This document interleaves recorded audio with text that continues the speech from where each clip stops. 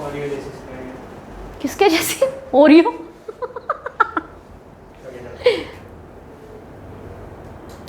Hello, welcome students. Welcome back to our YouTube channel of Springdale English Medium School. Today we are going to learn a new lesson of 6th standard unit 3.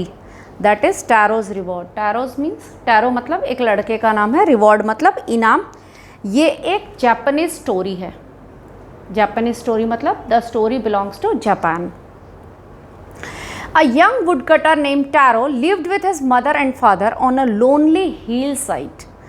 All day long he chopped wood in the forest. Though he worked very hard, he earned very little money. A young woodcutter named Taro, एक लकड़ी काटने वाला लड़का, woodcutter means एक लकड़ी काटने वाला लड़का जिसका नाम टैरो है, वो हिल साइड पे अपने मदर फादर के साथ रहता है. हिल साइड मतलब किसी पहाड़ी पर. All day long he worked very hard. वो पूरा दिन लकड़े काटता है. पूरा दिन बहुत मेहनत करने के बावजूद भी वो बहुत कम पैसे कमा पाता है. This made him sad, for he was a thoughtful son and wanted to give his old parents everything they needed. One evening when Taro and his parents were sitting in a corner of their hut, a strong wind began to blow. It whistled through the cracks of the huts and everyone felt very cold. एक दिन ये जो उसको बहुत कम पैसे मिलते थे, बहुत मेहनत करता था वो, उसके बावजूद उसको जो कम पैसे मिलते थे उसको लेकर वो बहुत ज़्यादा सैड यानी कि दुखी होता था. वो बहुत अच्छा बेटा था, एक आज्ञाकारी बेटा था जो अपने पेरेंट्स को हर एक चीज़ देना चाहता था जो उन्हें चाहिए. एक शाम की बात है जब वो अपने मम्मी पापा के साथ एक कॉर्नर में, उनकी जो झोपड़ी है उसके एक कॉर्नर में बैठा है. एकदम से स्ट्रॉन्ग विंड यानी एकदम से बहुत तेज़ आंधी चलती है और पूरा घर में आवाज़ आती है, विसल्स की आवाज़ आती है. क्रैक्स ऑफ द हट यानी जो दरारें होती है झोपड़ी की या उनके हट जिसे हम झोपड़ी भी कह सकते हैं, उससे आवाज़ें आती हैं और वो सब बहुत ज़्यादा ठंड लगने लगती है उनको. And they felt very cold. Suddenly Taro's father said, I wish I had a cup of sake. It would warm me and do my old heart good. This made Taro sadder than ever, for the heart-warming drink called sake was very expensive. यहाँ पर उसके father एकदम से बोलते हैं, I wish I could have a cup of sake. Sake एक Japanese drink है, गरम, जिसे पीने से आपको ठंड कम लगती है. जैसे हमारे यहाँ हम बहुत ज़्यादा ठंड होती है तो कॉफ़ी या चाय पीते हैं. This is a Japanese drink. तो उसके पापा ऐसी इच्छा जाहिर करते हैं कि काश ऐसी ठंड में मुझे एक कप सेक मिल जाता तो मेरे ओल्ड हार्ट यानी मेरे बूढ़े होते हुए दिल को थोड़ा अच्छा फील होता. ये सुनकर टैरो और ज़्यादा दुखी हो जाता है क्योंकि सेक जो है वो बहुत महंगा ड्रिंक है और he is not able to afford, वो उसे अफोर्ड कर नहीं सकता. How do I earn more money? He asked himself. How do I get a little shake for my poor old father? He decided to work harder than before.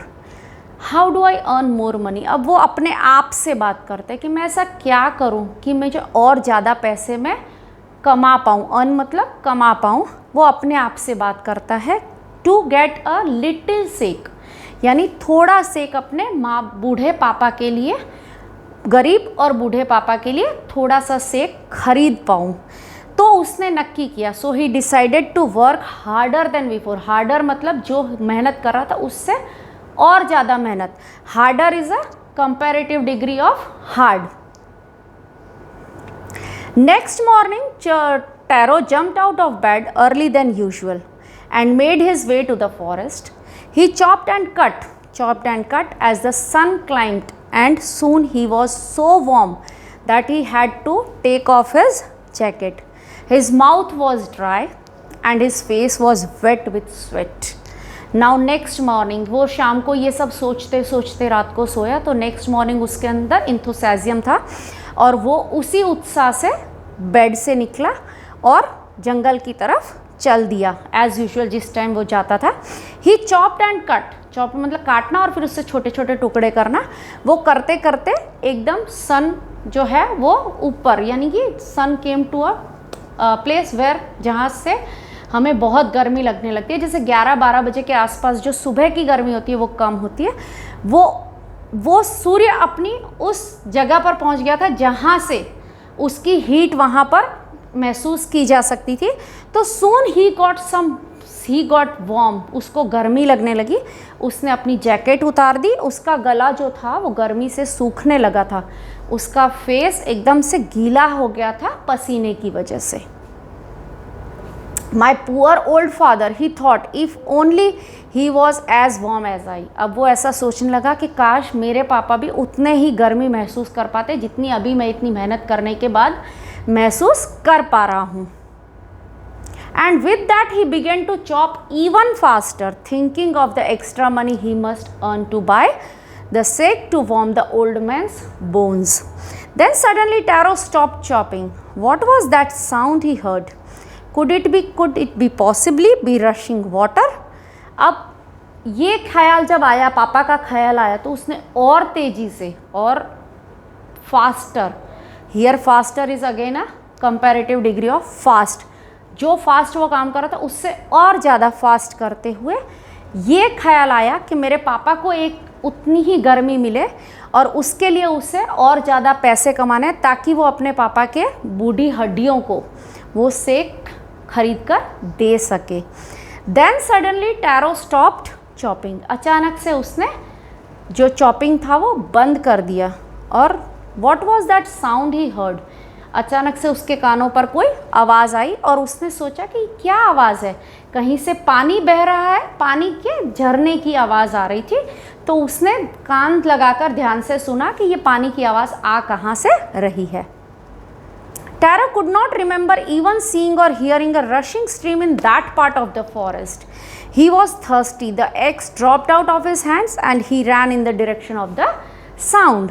अब वो इतने time से यहाँ पर वुड काटने आ रहा था फॉरेस्ट में और उसको पता ना, उसने कभी देखा था ना उसने कभी सुना था कि यहाँ पर कोई झरना है या यहाँ पर कोई ऐसा नदी जैसा है जहाँ से पानी की आवाज़ आ सके।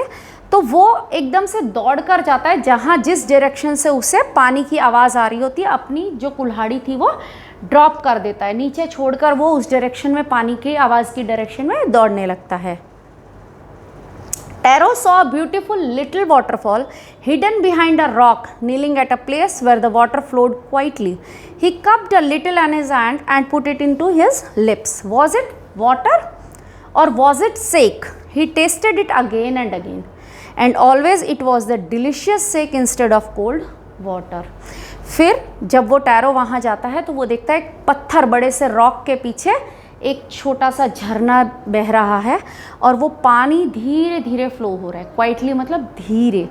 एंड ही कप्ड, उसने एक यूँ पानी जो बह रहा था उसका यूँ उठाया और उसने अपने लिप्स पे लगाया और वो बार बार वो टेस्ट करता जा रहा है और सोच रहा है कि इसका टेस्ट पानी तो नहीं है, this taste likes sake. He tasted it again and again, बार बार टेस्ट कर रहा है। ऑलवेज इट वॉज डिलीशियस, हर बार वो उसे उससे पहले से ज़्यादा टेस्टी लग रहा है और ना कि ठंडा पानी, पानी की जगह उसमें जो टेस्ट है वो सेक का आ रहा है। Taro quickly filled the pitcher he had with him and hurried home. The old man was delighted with the sake. After only one swallow of the liquid, he stopped shivering and did a little dance in the middle of the floor. उसके बाद tarot ने फटाक से उसके पास जो एक मटकी जैसा है, जिसे हम सुराही भी कहते हैं, वो भरी और वो लेकर अपने घर की तरफ जल्दी से चला गया। ओल्ड मैन वॉज डिलाइटेड, उसके पापा थे वो बहुत खुश हुए। आफ्टर ओनली वन स्वेलो, सिर्फ एक घुट पीने के बाद उनके अंदर जो वो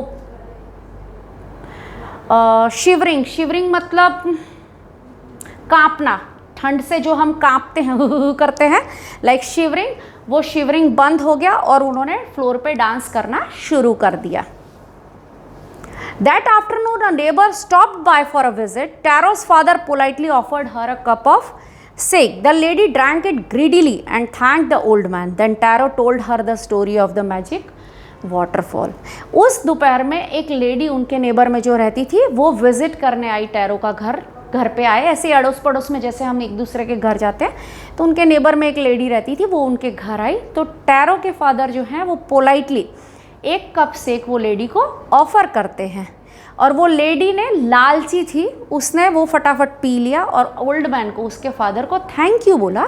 और वहाँ जब उन्होंने वो शेक पिया तब टैरो ने उनसे वो मैजिक वाटरफॉल की बात बताई। Thanking them for the delicious drink, she left in a hurry. By nightfall, she had spread the story throughout the whole village. That evening, there was a long procession of visitors to the woodcutter's house. अब ऐसा होता है ना, हम बोलते हैं कि ladies के पेट में बात नहीं रहती, औरतों के पेट में लड़कियों को कोई बात नहीं बतानी चाहिए, वो फटाफट स्प्रेड हो जाती है। तो लाइक दैट उसने जल्दी से वो ड्रिंक पिया और वहाँ से फटाफट निकल गई। बाय नाइट टाइम, ये दोपहर की बात थी, रात होते होते उसने वो जो वाटरफॉल वाली बात थी वो सभी जगह पूरे विलेज में यानी कि पूरे गांव में वो बात फैला दी। और that evening there was a long procession, बड़े लाइन लग गई उनके घर पे विजिटर्स की। किसके घर पे? टैरो के घर पर। जब वो वाटरफॉल की बात सुनी उन्होंने, जहाँ से उसे वो सेक मिला था, उसकी बात सुनकर लोगों को लगा ये अफवाह है, तो वो क्लियर करने के लिए लोग वहाँ पर उसके घर विजिट करने लगे गांव के। Each man heard the story of the waterfall and took a sip of the shake. In less than an hour, the pitcher was empty.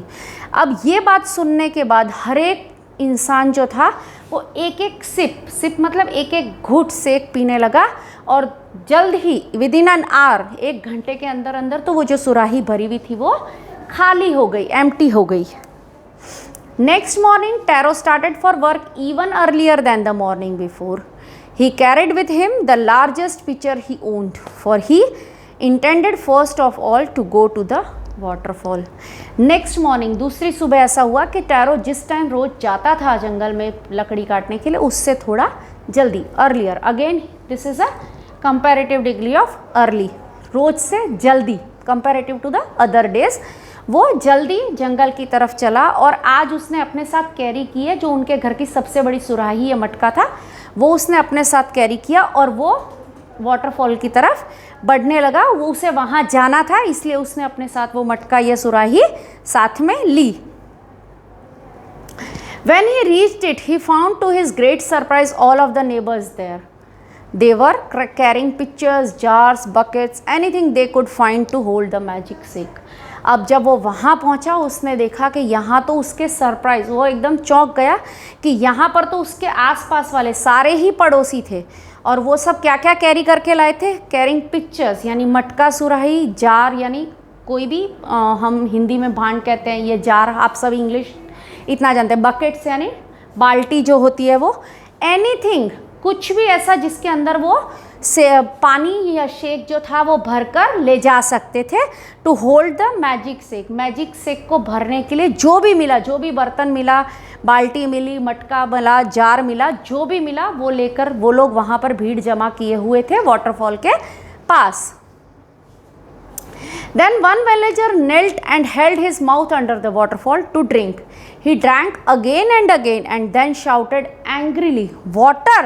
Nothing but water." Others also tried, but there was no shake, only cold water.